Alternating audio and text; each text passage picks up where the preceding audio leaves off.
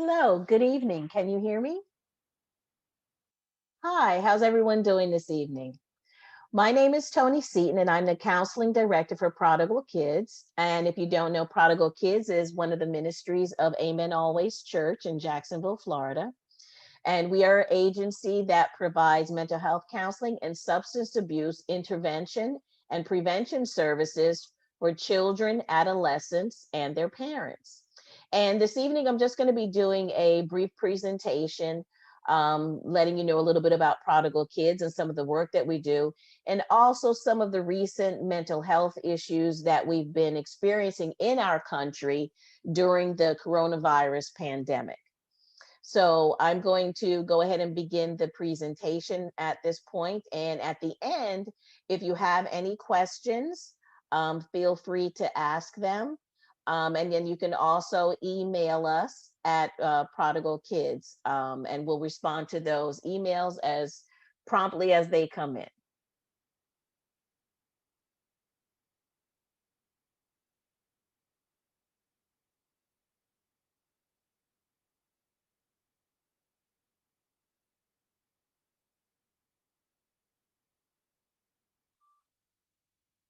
One moment here. I am going to share my screen with you.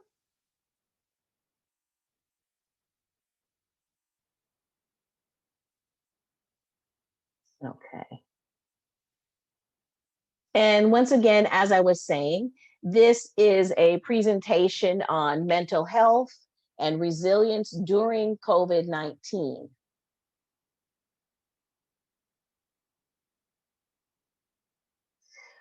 This is going to be a presentation that's about the overall mental health issues that we are experiencing during the pandemic.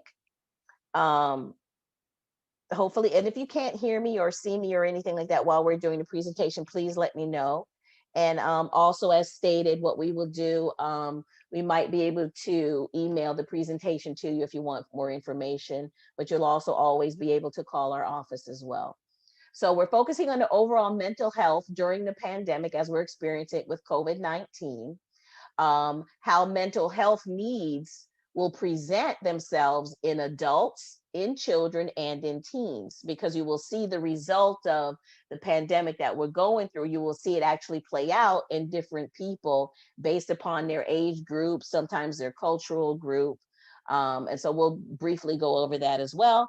And then finally, we'll round everything out today with information on Prodigal Kids and the services that we provide.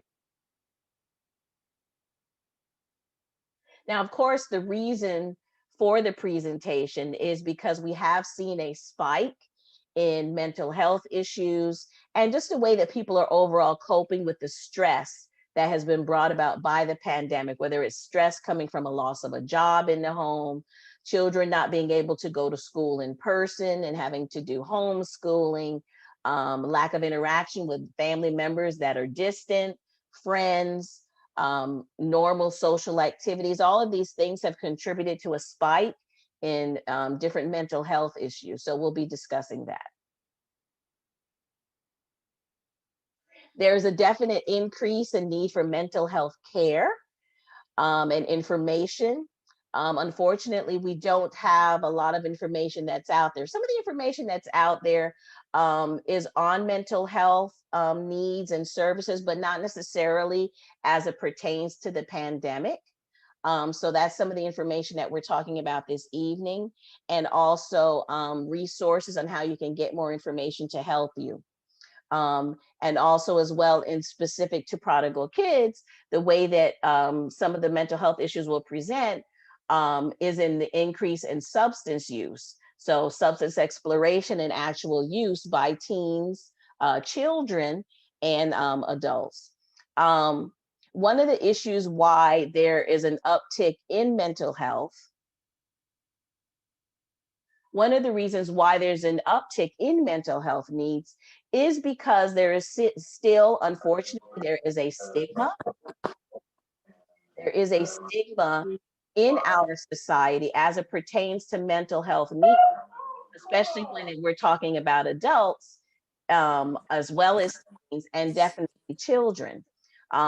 There are underlying problems in our society that have resulted in our own suffering, and being the stigmatization that goes on with mental health has increased the actual need for mental health services, because unfortunately when people are depressed or they're feeling anxious or they have other issues that are going on, they wait too long to access the help to help them cope with those issues, and then the mental health needs definitely get worse. Tosa. While you're listening to the presentation, mute your microphone so that it doesn't interfere with the presentation. But then again, when we get to the end, if you have questions, please remember to unmute them so you can ask the questions. Okay. And it's important to know that the issues that we have, there are ways to recovery if someone has gotten involved in substance use, or exploring it. And there's ways to recover and gain healing through several different types of mental health services that are available in the community, and especially through us at Prodigal Kids and through Amen Always Church. One of the most things that's important is to realize that there's always hope. Even though sometimes you may seem like you're stuck in a tunnel or you're stuck in a certain position, there's always hope. One of the things that I do in my life as a counselor, what I always try to impart and let my clients know, that each and every day that you get up and you open your eyes and you see that sun shining, is another day to get it right. That's another day to access services that you may need. That's another day to reach out and get the help that's going to help you grow and heal. And it's another way that God gives us another chance to work on ourselves and to love on one another. One of the unfortunate things that we have seen as a result of COVID-19 and the pandemic that we've been going through for almost a year now at this point, is there's been an increase in suicides. Some of those suicides are due to loneliness, which is an unfortunate thing, but that goes back to what we mentioned previously about a lack of interaction with family and friends. There's been an increase in substance use and exploration with adults and children to help them cope, to help them manage those emotions and those feelings that they're going through. There's also, unfortunately, been an increase in domestic violence and family conflict. And one of the things that we talk about later, when we get to Prodigal Kids, is we'll see how things go, is that domestic violence and family conflict is not only physical. Violence can also be emotional. So sometimes you may be experiencing things within your home, or someone may be experiencing emotional abuse. That is a part of domestic violence. Domestic violence is just not physical hitting, or the throwing of objects. A lot of it is also emotional. And sometimes it's much more difficult to recover and to heal from emotional wounds than it is from physical wounds. Oh, you want avocado now? Those are also some of the things that we can help with in counseling. And once again, overall, with the pandemic that we've been experiencing, it has laid to bear the fact that many of us, even some of us that are professionals, because unfortunately we don't usually use our own work on ourselves, is that a lot of us just have poor coping skills. We're just used to sweeping things under the rug and not dealing with it. And when we do that, nothing gets resolved.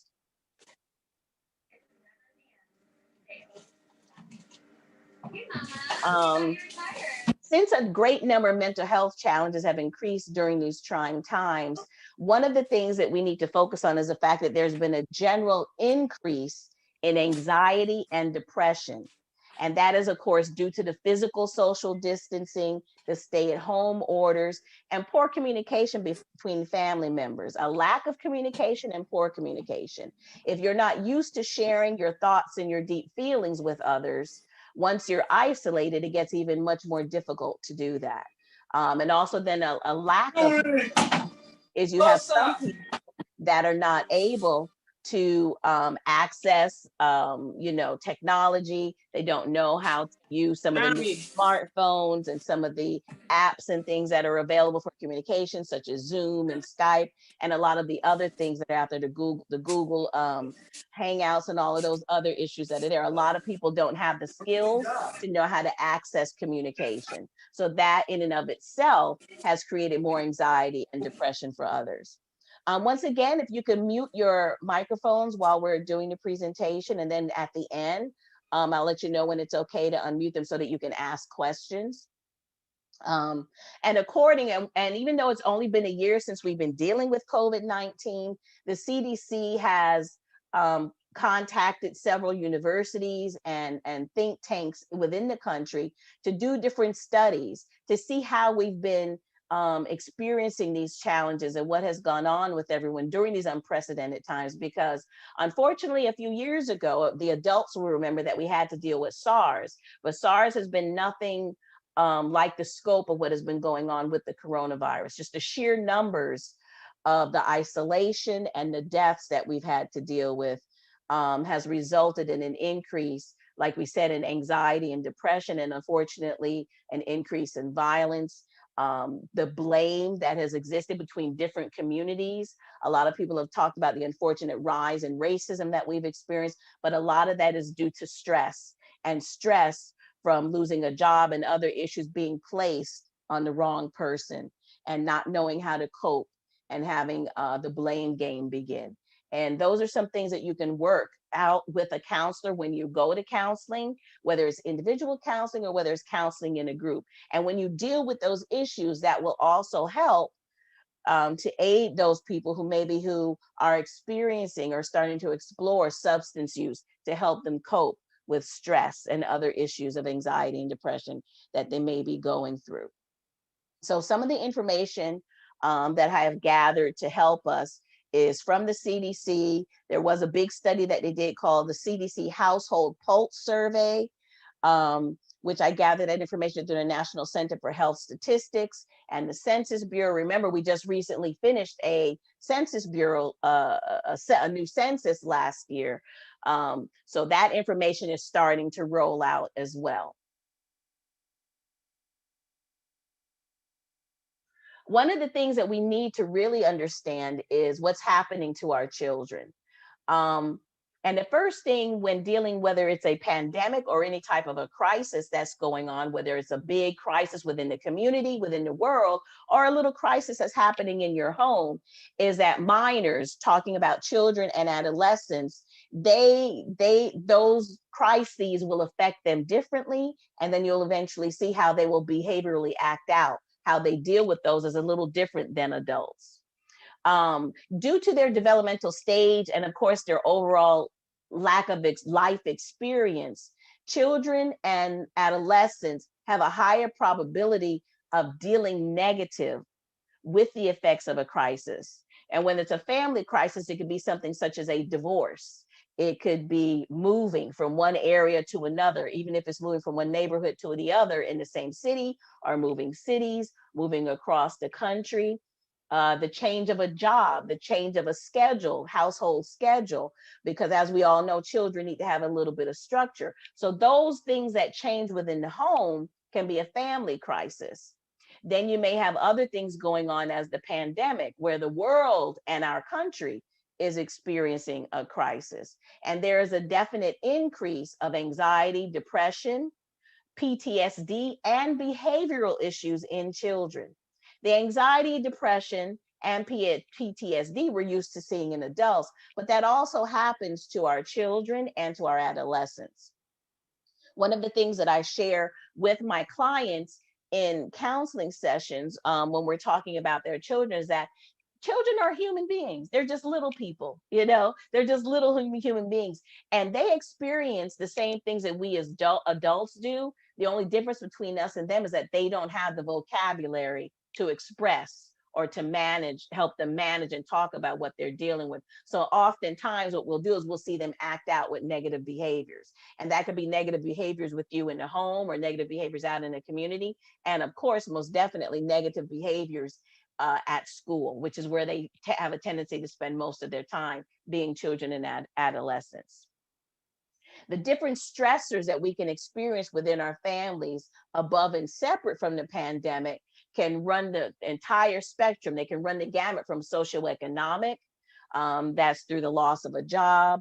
A lot of us unfortunately have had to go on food stamps because there's a lot of food insecurity that's going on within our homes and in the community. There's also educational needs that we're not getting. A lot of children are suffering in school with their schoolwork because they're not going to school in person. There's still a lot of at-home schooling that's going on. The lack of interaction with the teacher in the classroom is affecting them. Some have adjusted well to doing school online, some have not. And then there's also the relational needs, that interaction with other human beings. And there are a lot of studies that can attest to the need of how we need to have that interaction. You know, one of the things that we often forget is that we were created as human beings to have interaction with one another. We were created to have interaction, of course, with our higher power, but also with one another. We are one family. And so when we have that lack of interaction, it will not only affect you emotionally, it will affect you health-wise. Your physical health at times may deteriorate because of that.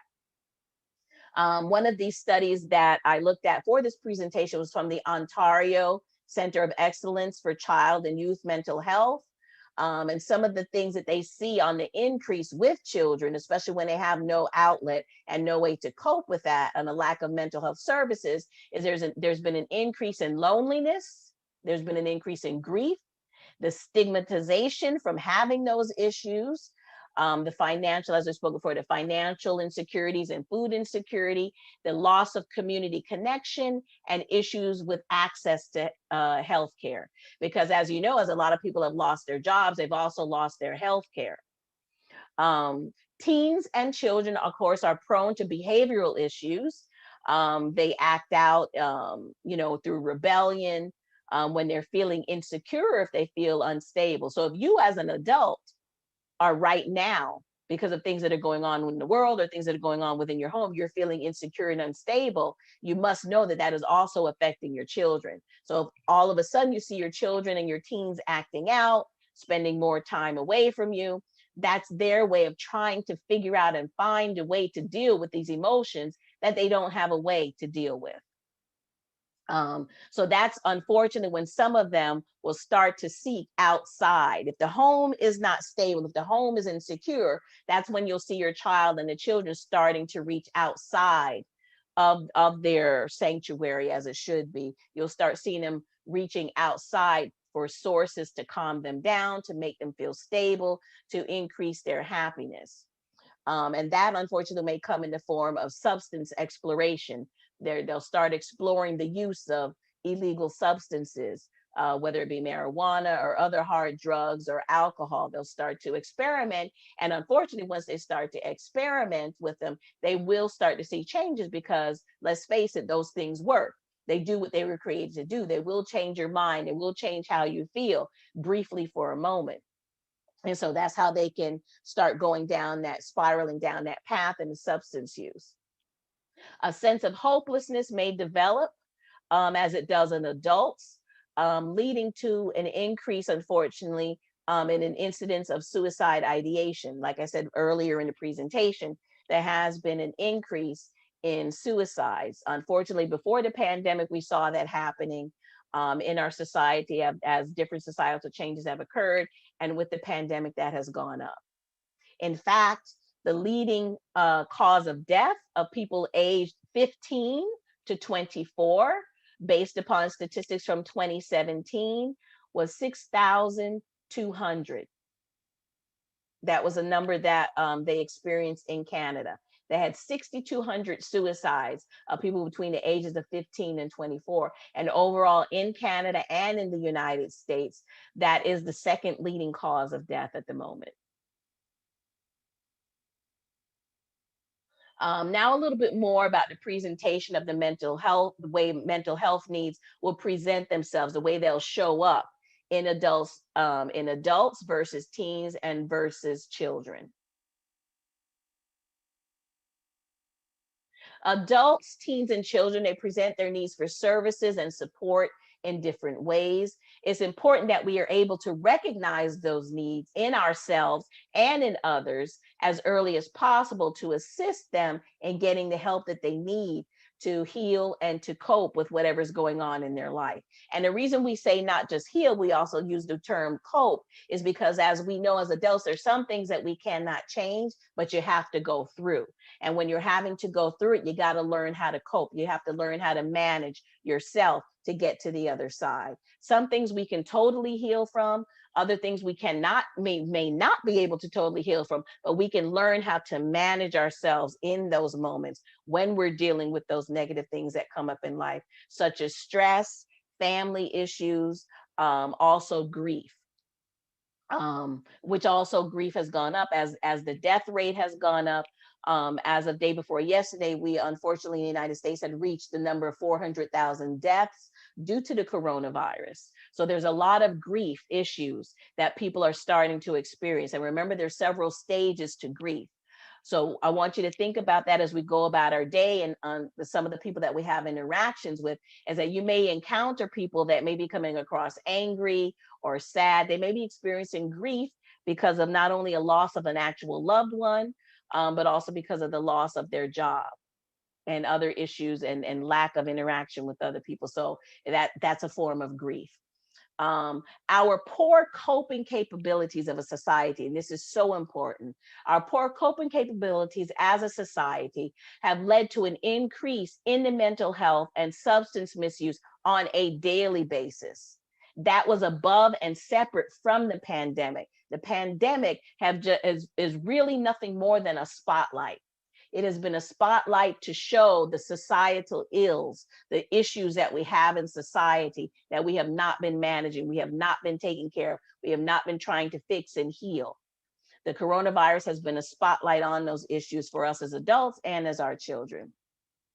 And what's important is to discuss how these symptoms play out in the different populations, in the different groups, in order to create the best outcomes for the recovery and the healing of each and every person, whether it be an adult, a child, or a teen.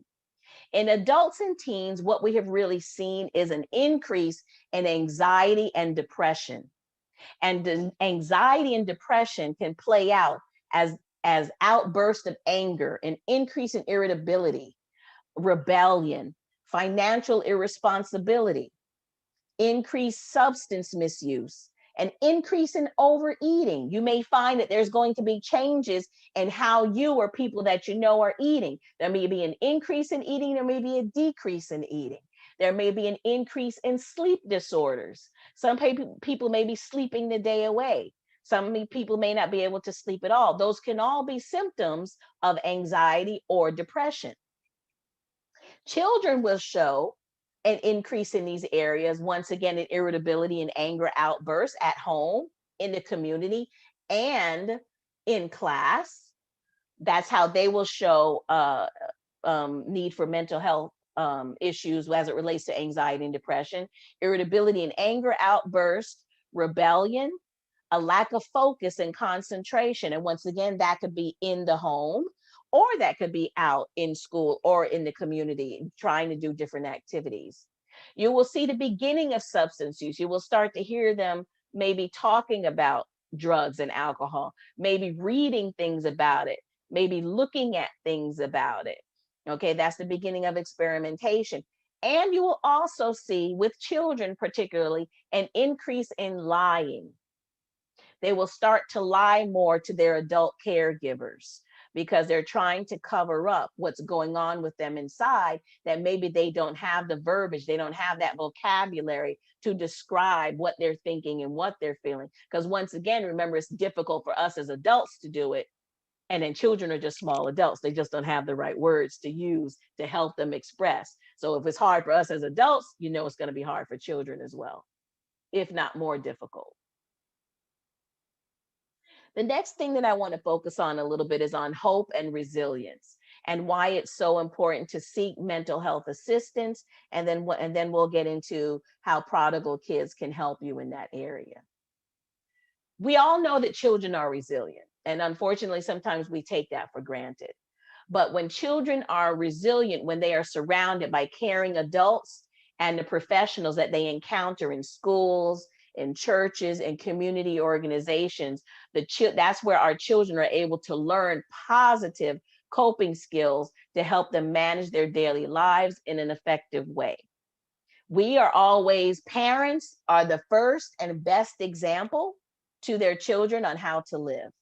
So they're going to be the first and best example on how to cope with stressors that they are going to encounter in their daily lives. So that's why it's important for us as adults to know what we're doing and what's going on with us, so that then we can be the best example for children, especially if you're the parent, if you're the teacher in the classroom, if you're the pastor in the church, if you work in a community organization, if you work in the parks and recreation. There's so many ways that we interact with children as adults, and we're the ones that are teaching them how to cope.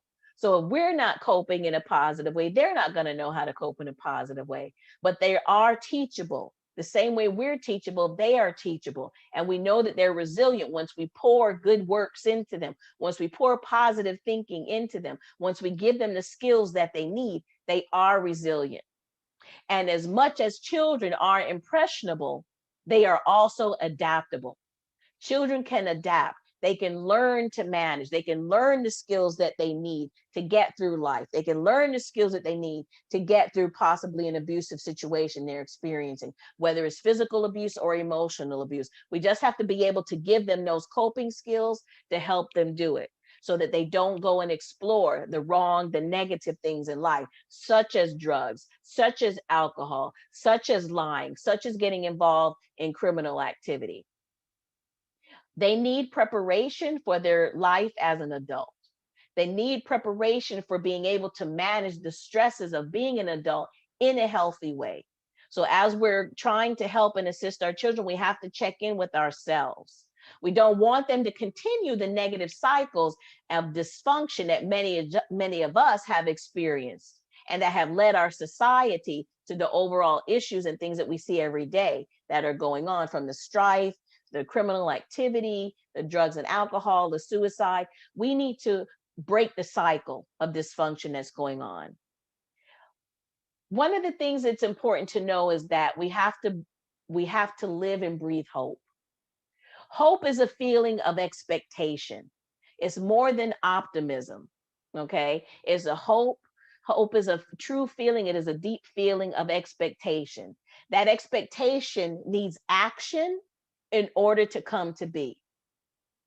We have to put it in action. It means feet on the ground. It means doing something to access that hope in our lives.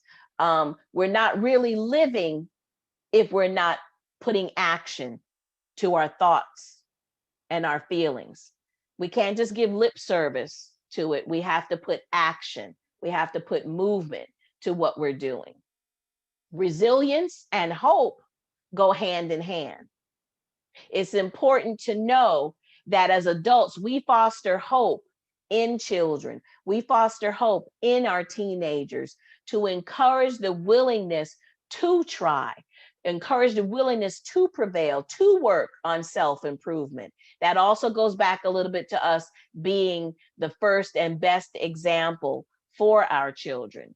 And one of the things that I encourage you to do, if you have a chance, is to read Jeremiah 17, verses 7 through 8.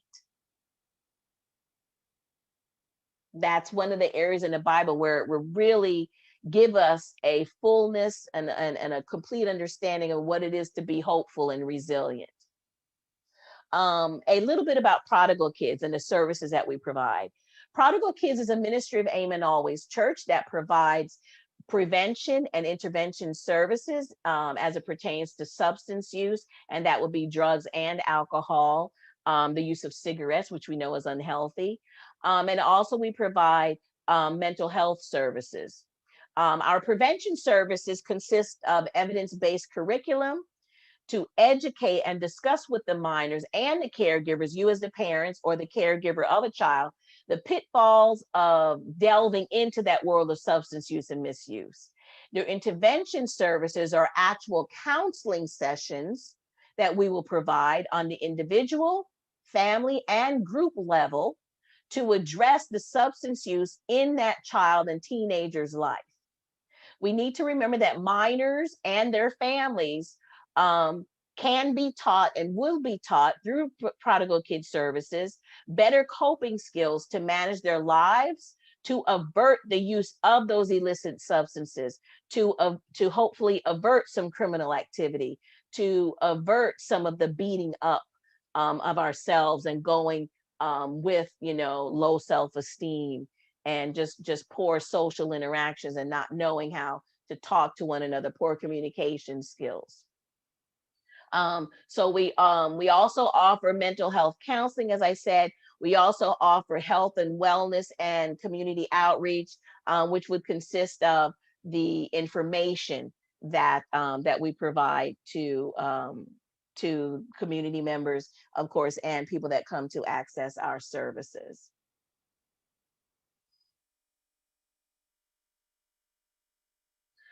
Just a little bit of information about suicide, since I have been talking about that a lot, and suicide prevention, which is very important, is we, because of the increase in suicide, it should be noted that if you do come to Prodigal Kids Behavioral Health, we will be doing screenings for suicide ideation. That means we'll do an assessment to see if that child, if that teen has suicidal thoughts. And that will be done in the initial assessment process, and it will consistently be done throughout the process of counseling, especially if the staff thinks that it's warranted. I want everyone to know that there is a national suicide hotline. The national suicide hotline number is 1-800-273-8255. And you can always call there and access help. And when I talk about the coping skills that we will be teaching them in the individual or group setting, those are strategies and techniques that they can use to assist them in managing daily life stressors, crises, and different traumas that they experience, which then present themselves as anxiety, anger, sadness, and the experimentation into drugs and other substances. We will be using evidence-based curriculum and evidence-based counseling models to assist them and families. We will use mindfulness, rest. We will talk about physical exercise. We will use talk therapy. We use all of those different techniques that will assist the children and minors and their families learn to cope better with the things that are going on and they're experiencing in their life. Here are some tips on helping you to cope if you yourself are experiencing some things. I definitely encourage people to reach out to Amen Always Church, reach out to us at Prodigal Kids. But these are some tips that can help you with coping through some of the things that you may have been experiencing before COVID-19, and now that we're still in the grips of COVID-19, unfortunately. One of the things that's important is to get as much rest as possible. It's very important to sleep. It's very important to take a time out. Give yourself a break from the day-to-day grind that you're going through. Be able to afford those breaks to your children as well. Try to get as much sleep as possible at night. Unplug, turn the TV off, turn the computer off. If that's what helps you get rest and sleep better, do those things for yourselves. It's very important, because a lack of proper sleep and rest will not only affect your physical health, it's going to affect your emotional health. Try to eat a balanced diet. When we're worried or when we're dealing with stress, we go for the sweets, we go for the cookies and the candy, and we go for the fast food. And that's okay from time to time, but just not every day. Make sure that what we're doing is very balanced when it comes to what we're taking into our bodies. The food is what we consume in our bodies, but we also can consume other things as well, such as negative influences from social media and things of that nature, which I'll briefly discuss too before we wrap up, because what we're going to be doing is we're going to be offering groups on how to deal with negative impacts of social media, anger management, self-esteem, and all of those different things that we experience as families and that the children and teens experience. We will definitely be offering groups in that. Another tip to help you cope with some of the things that we're dealing with as a society is you have to feed your spiritual life. A moment ago, we just talked about eating properly. Well, part of eating properly is feeding that spiritual life that we have. We've got to make sure that we're doing things that bring us joy. We have to do things that find us. We have to do things that find us, that will fulfill us and assist us with the things that we need. Seek out community, seek out family, friends, support. Practice mindfulness, seek peace. That's doing things, once again, that bring you joy, that make other people happy. Send cards to people if you're not able to speak with them on a daily basis. Visit them. I'm sure you've seen a lot of people have done drive-bys for birthdays. All of those things go to fulfilling us. As things are opening up and we are able to gather, but we're still social distancing, some of those things still help. Sending those letters, giving people calls, teaching people how to use video chatting. All of those things help. Some other examples are deep breathing. Deep breathing exercises can help calm you down in the moment if you're experiencing some anxiety, if you're experiencing some anger. Being able to deep breathe can help you in those moments. I'm going to show you right now a quick little video of something that I do with children, and it's with deep breathing. You won't be able to necessarily hear the sound, but if you email me after the presentation tomorrow, what I can do is I can send you a link to them. What I have right now as examples, they are YouTube videos.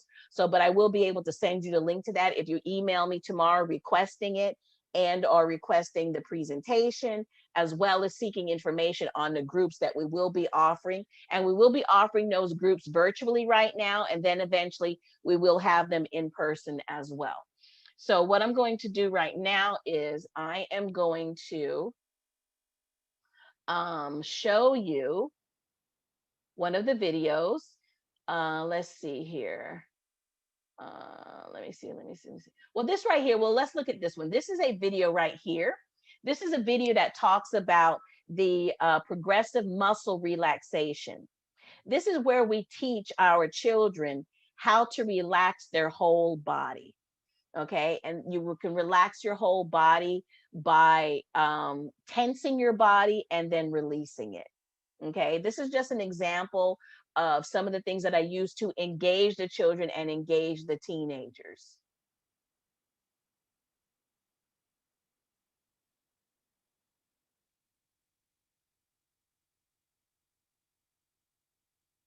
Now, once again, you may not be able to hear the video, but I just wanted you to be able to see a little bit of it in action.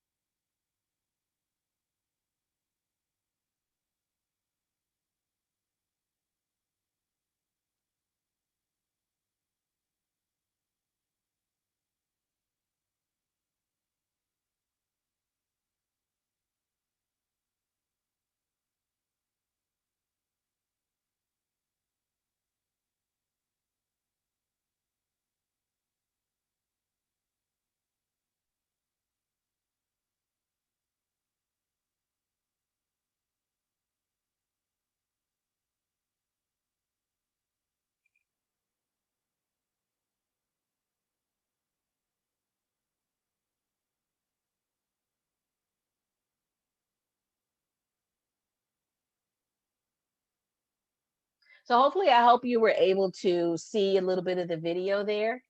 Um, and able to, kind of gauge a little bit about how we do some of the interactions with the children and some of the teens. So what I'm going to do right now is I'm going to open us up if you have any questions regarding anything that we have discussed, whether it be how to deal with some of the issues that you may be experiencing in the community due to the coronavirus or due to just overall stress, or if you or your child is starting to, explore using substances or asking about substances, whether it be drugs or alcohol or anything of that nature. So you can unmute your microphones at this time if you have any questions or anything you would like to ask me.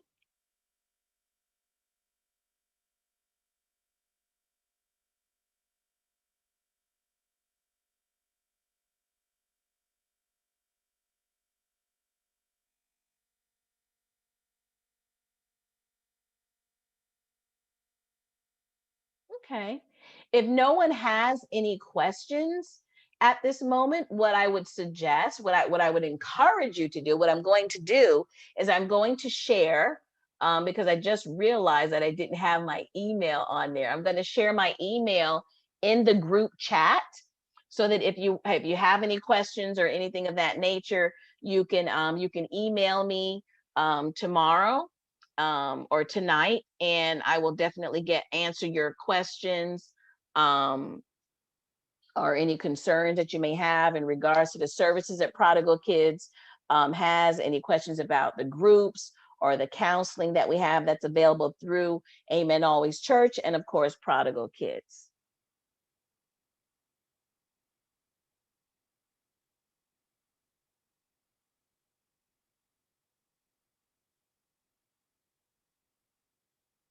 So I just went ahead and I typed my email in the group chat, so you can reach out to me. You can also send emails to Prodigal Kids at to info@Prodigal Kids,